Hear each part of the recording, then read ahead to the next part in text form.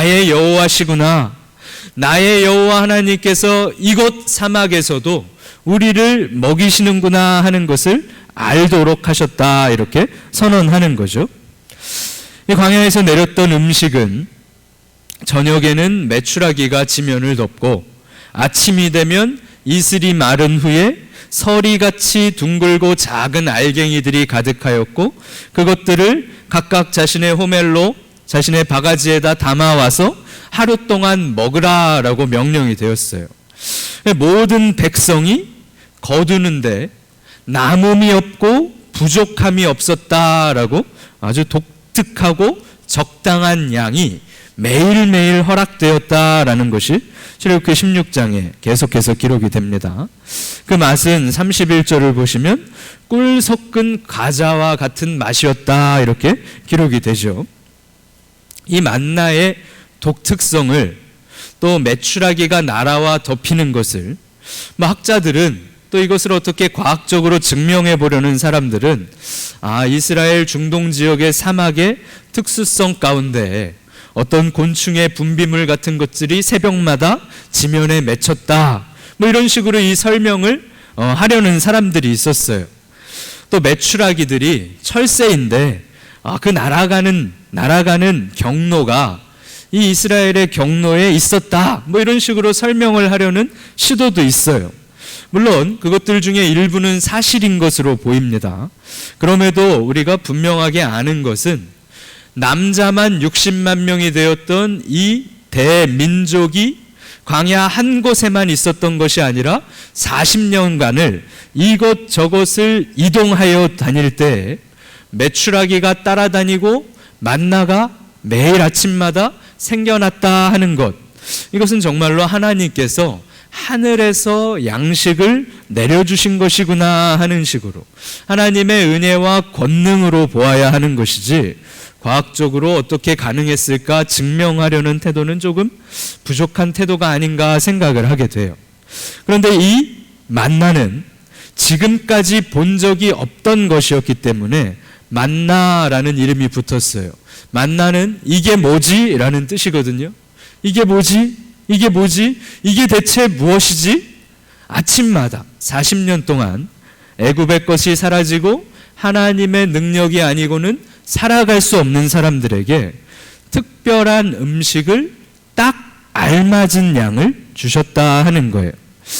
이 딱 알맞은 양을 주셨다라는 것도 굉장히 아름다운 표현인데 많이 거둔 자도 남지 않고 부족하게 거둔 자도 모자라지 않는 이 독특한 양이 하나님께서 우리에게 베푸시는 일용할 은혜와 같다 하는 거예요. 사실 우리 사람들은 양식이 생기면 쟁여두고 쌓아두고 두고두고 먹기를 원하는 것이 사람의 습성이잖아요.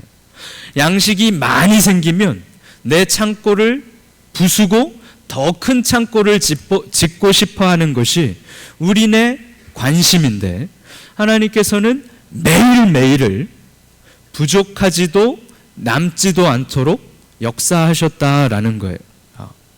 그런데 이것이 또 신적인 권능의 상징이구나 하는 것은 어떻게 압니까? 원래 이 만나는 월요일 거를 거두면 월요일 날 다 먹어야 돼요.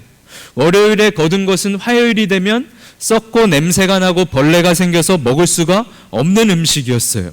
그런데 토요일에 거둔 것은 주일날까지 남겨두어도 상하지 않았다라는 거죠. 6일째에 더 많이 내리게 하시고 7일째에 6일째에 거둔 것을 가지고 7일을 살도록 하셨다 하는 거예요. 게다가 꿀 섞은 과자의 맛이었다라는 것은 사막 한복판에 양념한 음식을 주셨구나라고 우리가 이해할 수도 있겠죠. 이 만나는 너무나도 독특하고 너무나도 특별한 하나님의 선물이었으며 은혜였으며 권능의 상징이었다는 거예요. 그런데 우리가 이 만나를 볼 때 여섯째 날 갑절의 음식을 주셨다라는 것을 좀 묵상해 볼 필요가 있어요. 하루밖에 가지 않는 음식이 6일째에는 양도 2배가 내리고 6일째에 주시는 것은 유통기한도 2배로 주셨다 하는 거 아니에요. 왜요? 다음 날을 알게 하시려고, 그 다음 날의 의미를 가르치시기 위하여 하루 더 살게 하시고 더 먹게 하시는 신적인 권능을 보이시며, 하나님께서는 이스라엘에게 안식일을 가르쳐 주시고 허락하고 계셨다 하는 거예요. 16장 29절과 30절 본문을 보세요. 29절에 여호와가 너희에게 무엇을 주므로? 안식일을 주므로. 만나를 주신 이유는 안식일을 주시기 위하여 주셨다는 거예요. 이틀 양식을 너희에게 주는 것이니 각기 처소에 있고 일곱째 날에는 나오지도 말라. 30절을 읽어볼게요. 16장 30절입니다. 시작. 그러므로 백성이 일곱째 날에 안식하니라. 이 안식이 지금 어디서 이루어지고 있는 거예요? 광야에서. 처음 보는 음식, 꿀 섞인 과자 같은 이 둥근 것들을 처음으로 맛보는 그때에 처음으로 이스라엘 백성들에게 안식이 허락되고 안식을 경험하게 하셨다는 거예요. 이스라엘 사람들은 뭐라고 원망했습니까? 애굽의 고기 가막 곁에서 있을 때가 그리워. 배불리 고기를 먹었을 때가 그리워. 배불리 떡을 먹었을 때가 그리워. 애굽에는 야채도 있고 과일도 있고 음식이 다양했는데, 그때는 참 배부르게 먹었는데, 많은 음식을 먹었는데, 그때 안식을 했던 것이 아니라 광야 한복판에서 메뉴는 한 가지밖에 없는, 맛도 한 가지밖에 없는 그곳에서 비로소 이스라엘은 안식을 경험하게 하셨다는 거예요. 안식이 무엇인지, 하나님의 안식이란 건 대체 어떤 의미인지 광야에서 배우게 되고, 광야에서 알게 되고, 광야에서 하나님을 예배하게 되며 순종하며 그제서야 안식을 누렸다라고 되는 거예요. 배불리 고기 반찬, 쌀밥에 고깃국 가득한 그곳이 아니라 광야에서 단순한 음식과 많지도 않고 부족하지도 않은 딱 그 음식을 먹으며 하나님의 안식이 대체 무엇인가 이스라엘은 처음으로 경험하게 되었다는 거예요.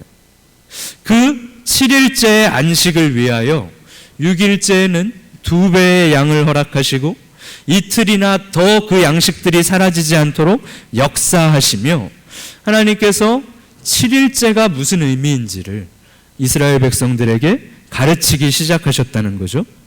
근데 사실 우리는 창세기부터 성경을 쭉 읽어나가고 출애굽기까지 왔으니 이 출애굽기의 안식일이, 그래 하나님께서 천지를 6일 동안 창조하시고 7일째 안식을 선포하시며 하나님의 피조물을 자신의 안식으로 초대하신 것을 알고 있어요. 그런데 이스라엘의 입장에서는요, 이때는 아직 모세가 성경을 가르쳐주고 기록하기도 전이잖아요. 430년간 노예 생활하다가 처음으로 애굽을 출발하고 처음으로 광야의 삶을 살아가며 하나님의 백성으로서의 첫 부르심으로 이들이 나아가고 있는 중이란 말입니다. 이들의 입장에서는 7일째는 하나님의 날이다라는 것조차 처음인 거예요. 다 처음 들어보는 일이에요. 다 이해할 수 없는 명령인 것이죠. 그들은 애굽에서 노예였습니다. 그들에게는 일요일이 없었어요. 토요일이 없었어요. 주 5일 근무 같은 거 없었어요. 수시간, 수백 시간을 일하면서 살아냈어야 했던 것이 이스라엘 백성들의 애굽의 삶이었다는 거예요.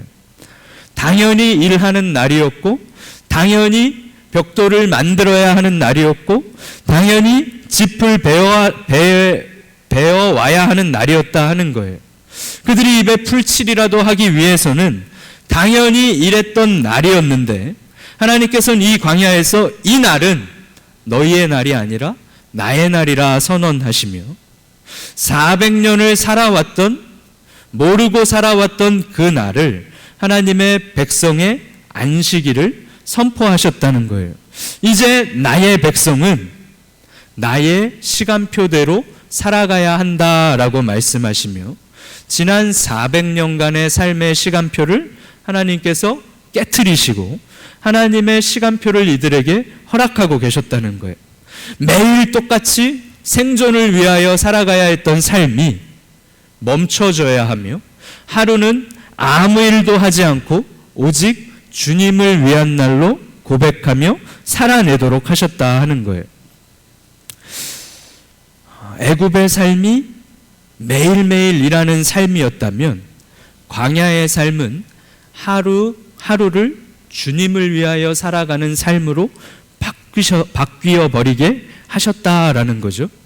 그런데 그 삶은 애굽의 진수성찬으로 가득한 삶은 분명히 아니에요. 그렇지만 부족하지도 않고 남지도 않는 삶이다 하는 독특한 삶이 이 광야에서 시작되게 되었다는 거예요. 주를 예배하기 위하여, 주님을 위하여 하루를 명령하시며 그 하루를 살만한 양식을 갑절로 허락하시는 독특한 은혜와 섭리가 이 안식일의 명령으로 선포되고 있다 하는 것이죠. 여기 현대의 우리 그리스도인들은 무엇을 생각해야 합니까? 한번 따라해 볼까요? 주일은 쉽니다. 한번 따라해 보세요. 주일은 쉽니다. 이 고백은 참으로 대단한 고백입니다. 이 대단한 고백은 결코 쉽지 않은 고백이에요. 그러면서도 이스라엘 백성들의 때부터 우리에게까지 이어져야 하는 정체성의 고백이기도 한 거예요. 예배하기 위하여, 안식하기 위하여, 사랑하기 위하여, 희생하기 위하여, 헌신하기 위하여, 섬기기 위하여 매일 반복되는 하루 중에 주일을 멈추고 쉬는 것, 매일 일해야 하고 매일 돈을 벌어야 하고 매일 땀을 흘려야 하는 것이 세상의 방식이고 애굽의 방식인데, 하루를 포기하고 하루를 멈추어 서서 주님을 위하여 하루를 살아내는 것이, 그것이 안식이며 그것이 믿음이라고 선언하셨다는 거예요. 애굽의 방식이 깨어지는 것, 그것이 우리가 생각해야 하는 믿음의 삶이 된다 하는 거예요. 이것과 동일하게 우리가 이제 요한복음으로 한번 나가 보려고 해요. 요한복음 5장으로 가보세요. 신약성경 요한복음 5장입니다.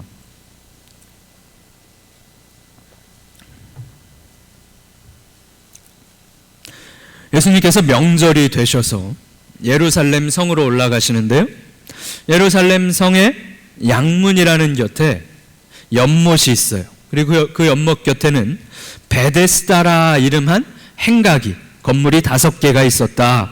그러니까 뭐 행각이라 하니까 제대로 벽이 있고 지붕이 있는 것은 아니고 아마 이게 천막과 같은 그러한 형태의 건물들이겠죠. 그런데 그 5개의 행각에는 수많은 병자들이 있었다라고 요한복음 5장이 기록을 하고 있어요. 특별히 이 양문이라 하는 문은 예루살렘 성에 예배드리러 나오는 사람들이 양을 제물로 가져오고 소를 제물로 가져오고 그럴 때 이 문을 통과해서 많이들 들어왔다는 거예요. 그 양문을 통과하여 양문 앞에 있는 연못에서 집에서부터 양을 끌고 올 때 양이 먼지가 묻고 오물이 묻었을 때 그 연못에서 자신의 양을 깨끗하게 씻긴 후에 성전에 가져가서 제사를 드렸던 거죠. 수많은 예배자들이 수많은 제물을 데리고 이 문을 지나가요.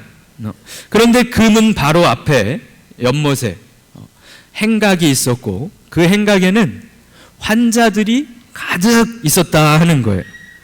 그 베데스다라 불려진 그 행각은 자비로운 집이라 하는 뜻이었어요. 그러니까 아마 수많은 환자들이 자비를 기대하며 거기서 살아가고 있었다 하는 것이죠. 병자가 있었어요. 맹인이 있었어요. 못 걷는 사람이 있었어요. 생기 없는 사람들이 그곳에 가득하였다 하는 거죠. 그러니까 요즘 말로 종합병동과 같은 곳, 중환자실과 같은 곳이 순례자들이, 예배자들이 지나가는, 제물을 드리고 지나가는 양문 앞에 있었다 하는 거예요. 그런데 요한복음 5장 3절에서 4절까지를 보시면 수많은 병자들이 이 베데스다 연못 곁을 떠나지 못하고 살아가는 이유가 기록되는데 천사를 기다리고 있었다는 거예요. 천사가 가끔 나타나서 그 연못의 물을 휘젓든지 연못의 물을 진동하게 하든지 연못의 물에 물결이 생기게 하는지 물을 움직이게 만들었대요.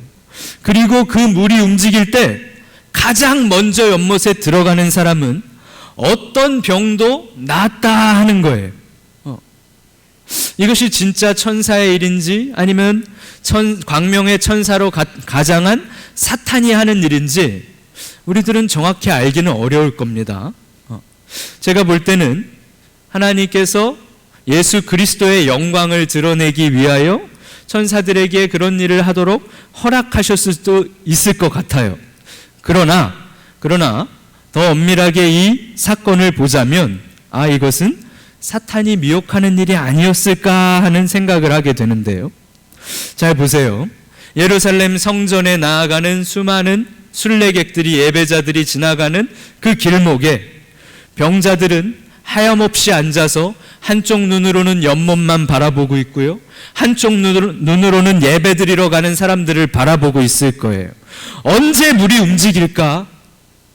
물이 움직일 때 내가 최고로 빨리 들어가야 하는데 여기 누워있는 이 건물 5채에 있는 수많은 경쟁자들을 제치고 내가 1등으로 들어가야 하는데 그러한 생각과 그러한 기대와 그러한 소망을 가지고 살아가고 있었다 하는 것이죠. 베데스다라는 자비의 집이라는 이름에 이 병자들 사이에는 자비가 하나도 없는 거예요. 이 연못의 소문을 듣고 한 사람이 더 찾아오면 병자들의 입장에서는 경쟁자가 하나 더 늘어난 거예요. 저 양반보단 내가 빨리 달려 들어가야 되는데 나는 벌써 7년째 이 자리를 지키고 있는데 눈이 안 보이는 사람은 얼마나 절망스럽겠어요. 물이 움직이는 걸 볼 수조차 없잖아요. 그런데 오늘 본문은 아니에요. 오늘 본문은 출애굽기였는데 요한복음 5장에는 38년 된 병자가 있었다고 기록이 돼요. 이 병자는 몸을 움직이지 못하는 사람이에요. 물이 움직일 때 가장 먼저 달려 들어가야 하는 것이 이 베데스다의 규칙이었는데 이 사람은 이 규칙에 따르면 전혀 가능성이 없는 사람인 거잖아요. 어떻게 가장 먼저 들어갈 수 있겠어요? 38년 동안 그렇게 세월을 거기서 보낸 거예요. 천사가 물을 움직일 때 내가 누구보다 앞서 들어가리라. 이 모든 경쟁자를 제치고 내가 1등하여 나는 깨끗이 나아서 이 지긋지긋한 곳을 떠나리라. 거기에 모든 병자들이 천막마다 꽉꽉 들어찬 환자들이 그것만 생각하고 살아가고 있었다는 거예요. 저는 이 천사가 아니었을 것 같아요. 하나님의 천사가 이러한 잔인한 방식으로 일하고 있었다면 그것은 결코 하나님의 일이 아니라 하는 것이죠. 지난 겨울방학에 제가 우리 아이들을 데리고 극장회를 갔어요. 사이판 리갈 시네마라고 있잖아요. 그 슈퍼스토어 옆에. 거기 가가지고 스파이더맨 영화를 봤는데 영화를 보고 나오는데 극장에 인형 뽑기 게임기가 있거든요. 여러분 극장 가보셨어요? 인형 뽑기 게임기가 있어요. 그 막 집게로 잡는 거, 그 다음에 막 이렇게 쭉 밀어서 풍선을 터트리면은 풍선에 매달려 있던 선물이 떨어져가지고 이렇게 밖으로 나오는 거예요. 그래서 아이들이 너무 해보고 싶어 해서 $1씩을 줘가지고 그걸 했습니다. 다 실패했어요. 다음 얼마 지나지 않아 또 아이들이 좋아하는 애니메이션이 있어서 극장에 한 번 더 갔어요. 그런데 지난번에 있을 때는 있었던 1등 상품이 없어진 거예요. 누군가 타갔나? 아이들은 이번에는 자기들이 꼭 상품을 타겠다고 아르바이트는 아니죠. 저희 아이들이 심부름할 때마다 25센트씩 주는 게 있거든요. 그걸로 $1를 또 만들었어요. 그런 다음에 또 그 인형 뽑기를 했는데 성공했을까요? 당연히 실패하죠. 그런데 분해가지고 막 우는 거예요. 애니메이션 잘 보고 재밌었는데 끝나고 나오는 길에 그 인형 뽑기를 실패한 거예요. 너무 분하죠. 너무 속상해가지고 막 울어요. 누군가 분명히 저 좋은 상품을 타간 것 같은데, 없어진 걸 보니까 타간 것 같은데, 애들 입장에서는 될 것 같은데 안 된 거예요. 그게 너무 분하단 말이에요. 근데 원래 그 경품 게임이란 게 다 그렇잖아요.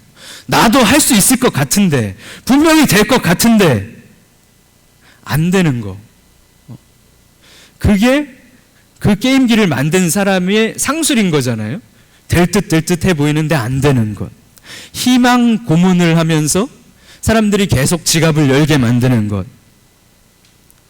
이 베데스다의 38년 된 병자는 그 희망 고문 안에, 잔인한 선착순의 경쟁 안에 38년을 보내고 있었다는 거예요. 나는 움직이지도 못하는데 쟤는 3개월밖에 안 됐는데 나갔네? 얼마나 절망스러운 38년을 살았겠어요. 불공평해, 억울해, 이 방식은, 이 규칙은 너무나도 잔인해 하면서도 그 자리를 떠나지 못하고, 절망과 소망을 하루에도 수십 번씩 수백 번씩 왔다 갔다 하며 자비가 없는 자비의 집에서 그렇게 살아가고 있었다는 거예요. 그를 보시고 예수님께서는 그가 이미 병이 오랜 줄 아셨어요. 그리고 그를 불쌍히 여기시며 사랑하시면서 물어보시죠. 네가 낫고자 하느냐? 낫고자 하느냐? 우리 지난주에 예수님께서 제자들에게 어디서 얻겠느냐라고 물어보셨잖아요. 이 병자에게는 너 낫고 싶니? 라고 물어보셨어요. 그런데 제자들도 엉뚱한 대답을 하잖아요. 그런데 이 환자도 엉뚱한 대답을 해요. 뭐라고 대답합니까?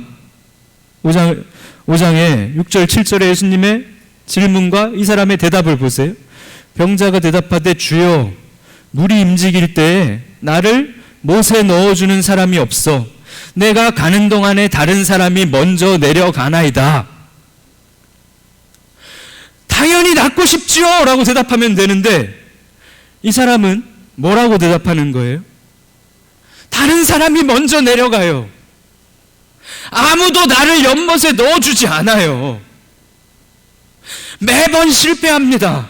매번 제가 꼴찌였어요. 38년이나 저에게 가장 필요한 건요, 선생님, 저는요, 저를 물에 넣어줄 사람이 필요합니다. 제 인생에 제일 필요한 도움은 바로 그겁니다. 라고 생각하며 살아갔다는 거예요. 누가 나를 물에 좀 넣어줘요. 이 사람이 살아가던 세상은 어떤 세상이었던 거예요? 이 사람뿐만 아니라 이 연못 앞에서 낫기를 원하며 살아가는 수많은 병자들, 각양각색의 병자들, 못 보는 사람, 걷지 못하는 사람, 암 환자, 다리가 고장난 사람, 이 수많은 병자들은 무엇을 원하며 살아가는 거예요?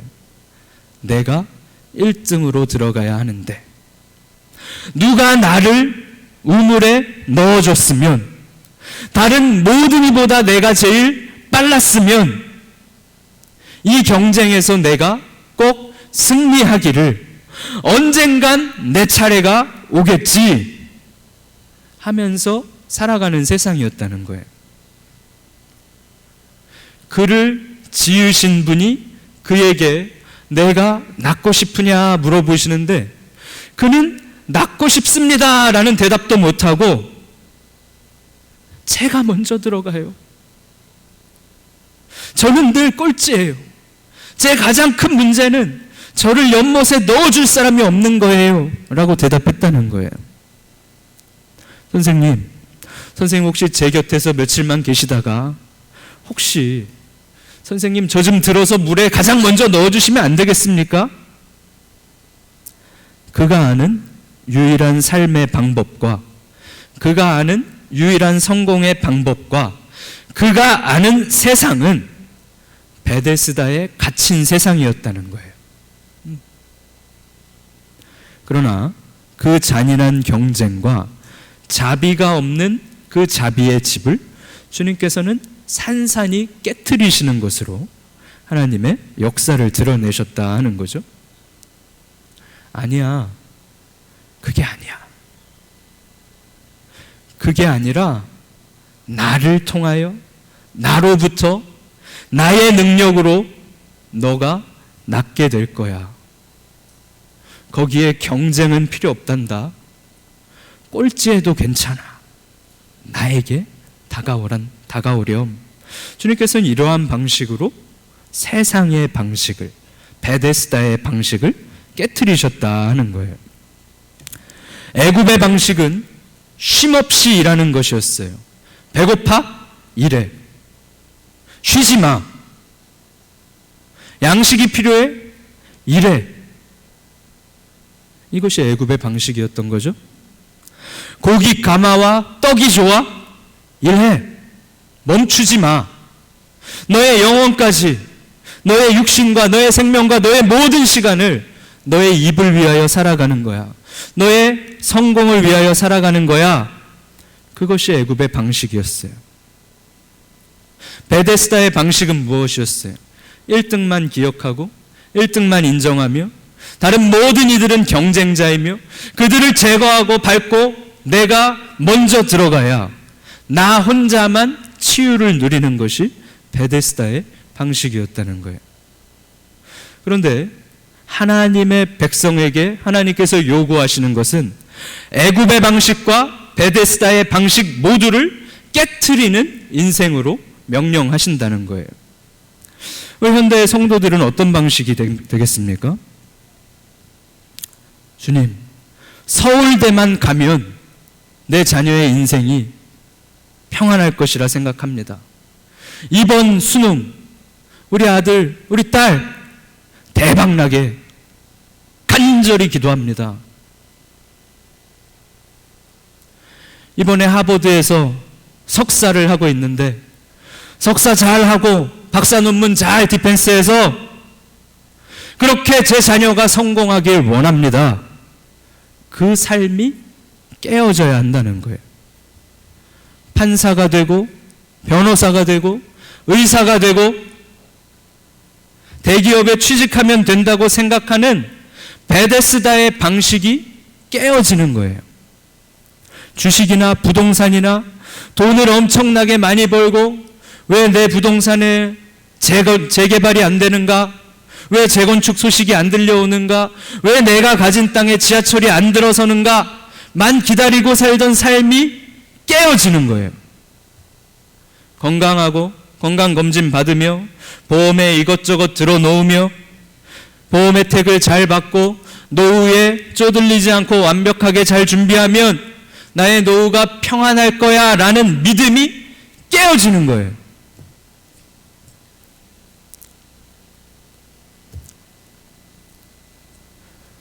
믿음의 방식은 그러한 방식이라는 거예요. 주님께서 네가 낫고자 하느냐 하시는데 낫고자 합니다 라고 대답하지 않고 이번 수능만 잘 보게 해주세요 라고 대답하는 것만큼 비참한 게 어디 있어요. 어디서 얻겠느냐 하는데 200데나리온의 떡이 부족합니다 라고 말하는 것처럼 멍청한 대답이 어디 있어요. 그런데 우리들도 그러고 살아간단 말이에요. 주님, 이 질병만 나으면 제가 살 것 같습니다. 주님, 이 사업의 이번 위기만 넘기면 제가 살 것 같습니다. 주님, 제 자녀들이 이 문제만 이기면 살 것 같습니다. 아니에요. 주님을 만나지 않고 주님을 믿지 않고 주님으로부터 오는 위로와 평안을 맛보지 못하면 평생 애굽의 방식으로, 평생 베데스다의 방식으로 살아갈 수밖에 없다는 거예요. 네가 낫고자 하느냐 하는데 1등으로 물에 들어가게 해주세요 라고 대답하는 그 미련함과 안타까움을 우리가 묵상해야 해요. 주의를, 나를 위한 나를 버리고 멈추고 주를 위한 날과 주를 위한 하루를 살아가는 삶이 우리에게 당연해져야 해요. 그 희생이, 그 손해가 익숙해져야 해요. 우리의 삶과 믿음은 애굽의 방식도 베데스다의 방식도 아니어야 한다라는 거죠. 나의 주장이 깨어지고 나의 경험이 깨어지며 나의 공식이 깨어져 가는 것을 경험할 때에 그때 비로소 광야에서의 삶의 묘미를 깨닫게 되는 것이고 십자가를 따라가는 삶의 의미를 맛보는 것이라 그것이 우리의 믿음이라 하는 거예요. 애굽의 방식으로 정신없이 살아가지 않으십니까? 베데스다의 방식으로 잔인하게 살아가고 있지는 않습니까? 진짜 중요한 것은 구하지도 못하며 진짜 중요한 것은 회개하지도 못하며 세상 사람들과 똑같이 살아가고 있지는 않겠습니까? 그것을 깨트리고 그것이 깨어지는 것이 바로 믿음입니다. 사랑하는 성도 여러분, 배부른 삶이 아니에요. 고기가 가득하고 떡이 가득한 삶이 아니에요. 그럼에도 부족하지도 않고 남지도 않는 삶이 그리스도인이 안식을 선포하며 주님을 신뢰하며 나아갈 때 경험하는 복된 삶인 줄로 믿습니다. 그러한 복된 삶을 우리 모든 성도들이 반드시 꿈꾸시고 맛보시며 살아가시기를 우리 주님의 이름으로 간절히 축원합니다. 기도하겠습니다. 은혜로우신 하나님 아버지, 광야에서 만나를 주시며 매일 정신없이 입을 채우기 위해 살아가던 백성들에게 하루를 멈출 것을, 주님과 함께 안식하며 주를 예배할 것을 명령하셨습니다. 평생 살아보지 못했던, 세상이 알지 못했던 안식의 의미를 선언하셨던 것을 기억합니다. 부족하지도 남지도 않게 딱 적당한 은혜를 베푸시며 주의 백성들이 예배할 수 있도록 인도하시는 것을 살펴보았습니다. 우리가 애굽의 방식을 멈출 수 있도록 결단하게 하시고 지혜를 주옵시고 주님의 믿음의 사람으로의 삶을 시작하도록 인도하여 주옵소서. 주님을 만나고 주님을 믿은 후에도 여전히 베데스다의 공식으로, 베데스다의 규칙으로 살아야 하는 줄로 알고 그것만이 전부인 줄 알고 살아가는 우리들을 불쌍히 여겨주시며 주님의 구원과 주님의 은혜는 선착순도 아니며 끝나는 것도 없으며 영원히 넘치는 것임을 우리가 깨닫고 오직 풍성히 주시는 주님의 은혜 앞에서 구해야 할 것들을 구하게 하시고 버려야 할 것들은 포기하는 우리 모두가 되도록 인도하여 주옵소서. 우리의 삶이 깨어지고 우리의 생각이 깨어지며 우리가 신봉하던 공식들이 사라져갈 때 그것을 기뻐하게 하시며 오직 주님의 사랑의 공식만, 믿음의 공식만, 말씀의 공식만 우리 삶에 경험되고 남아있을 수 있도록 은혜 베풀어 주시옵소서. 감사드리며 주 예수님의 이름으로 기도드리옵나이다. 아멘.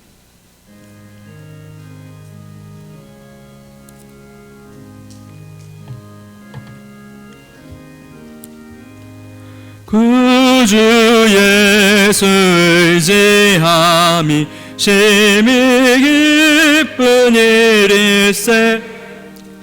생허락 받았으니 의심하 주 없도다. 예수 믿는 것은 받은 증거 많도다. 예수 귀한 예수 믿음 더욱 주소서. 주 예수 의지함이 심히 기쁜 일일세. 주를 믿는 나의 마음 그의 피에 적시네. 예수 예수 믿는 것은 받은 증거 많도다.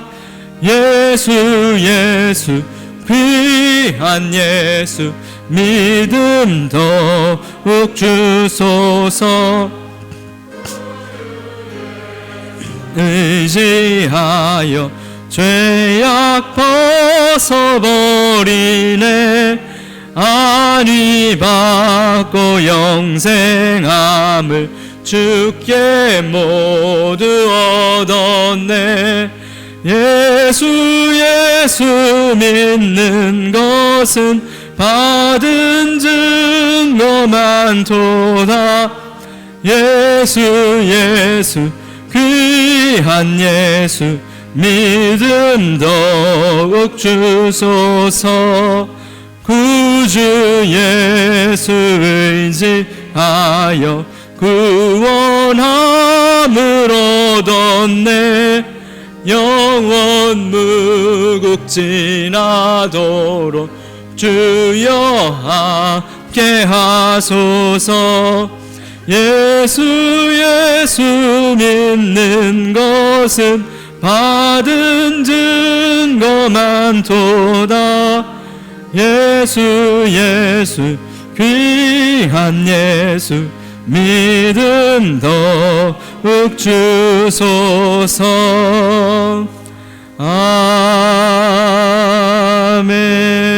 아멘. 교회 소식 말씀드립니다. 코로나 바이러스 상황이 계속되는 중입니다. 우리 모든 성도님들 일상 가운데에도 안전을 유의하시고 마스크를 잘 착용하십시오. 또 혹시 백신을 접종받지 않으신 분들도 백신 접종을 잘 맞으시는 것이 훨씬 지혜로운 방법입니다. 교회 오실 때에도 거리 두기를 주의하시고 항균 필름이 배치된 좌석을 이용해 주시고요.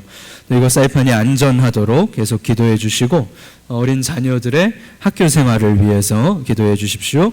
사이판의 지역 감염 사례들 속히 지나가도록 막 200명이 넘게 계속 나오고 있는 상황인데 두려운 마음이 들지만 우리 하나님께서 우리를 담대하게 또 이끌어 주실 줄로 믿습니다.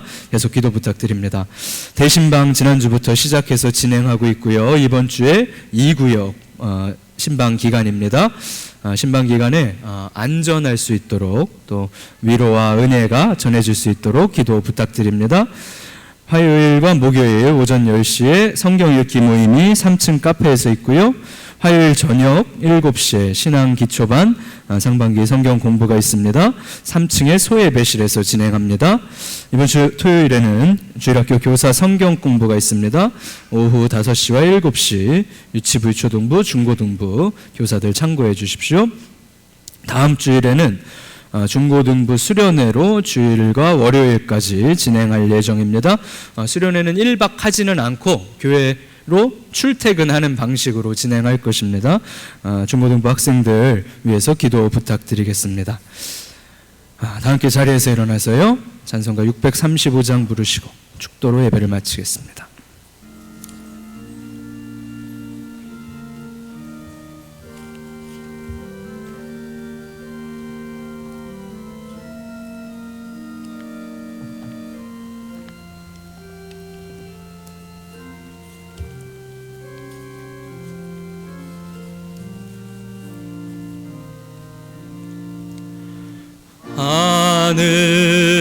하늘에 계신 아버지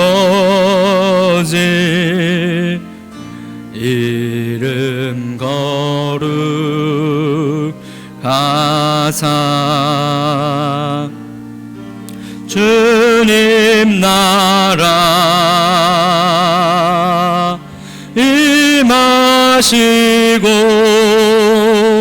뜻이 이루어지다.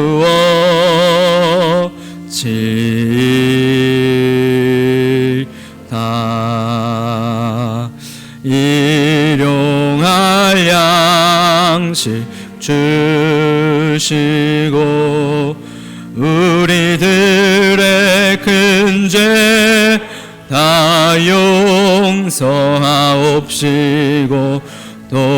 시험에 들게 마시고 악에서 구원하소서. 내게 주의 나라 주의 권세 주의 영광 영원히 아멘.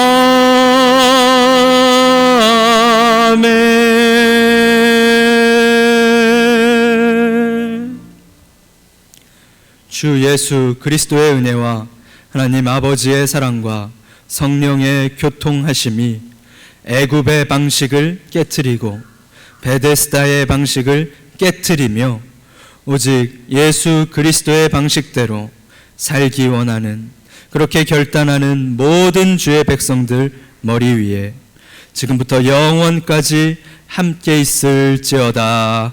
아멘.